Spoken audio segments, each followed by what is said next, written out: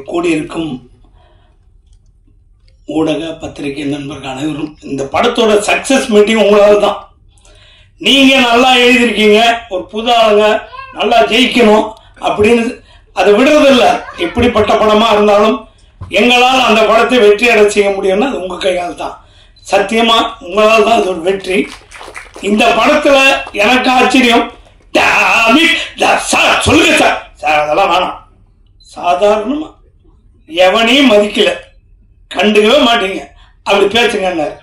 Sir 1 மணிக்கு shooting போனேன், 2 மணிக்கு நடித்தேன், 4 மணிக்கு முடிஞ்சிருச்சு கிளம்புங்கன்னாரு. சார் என்ன சார் அவ்வளோதான் சார் முடிஞ்சிருச்சுன்னாரு. சார் என்ன நடிச்சேன்னு எனக்கே தெரியல, படம் பார்த்து தெரிஞ்சுங்கன்ட்டு தியேட்டருக்கு டப்பிங் தியேட்டருக்கு போனேன். ஒரு 4 மைக்கு. சார் என்ன சார் எதில் பேச, நீங்கள் பேசுங்க அதை கேட்ச் பண்ணிக்கன்னாரு. நான் ஒரு சவுண்டா பாப்பா உட்கார் சார், அதெல்லாம் சாதாரணமாக அங்கே என்ன பேசுங்க அதே பேசுங்க பாப்பா உட்கார் அது பேசுங்க சார், இது எப்படி சார் என் காதலையும் விழுந்துருவாங்க அப்படின்னாரு.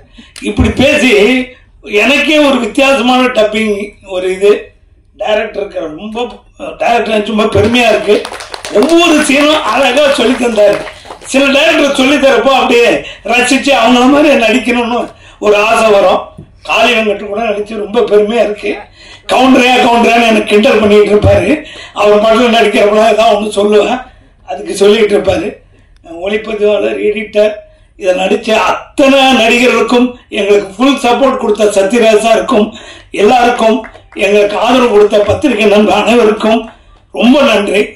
தொடர்ந்து ஆதரவு கொடுங்க. வணக்கம், நன்றி.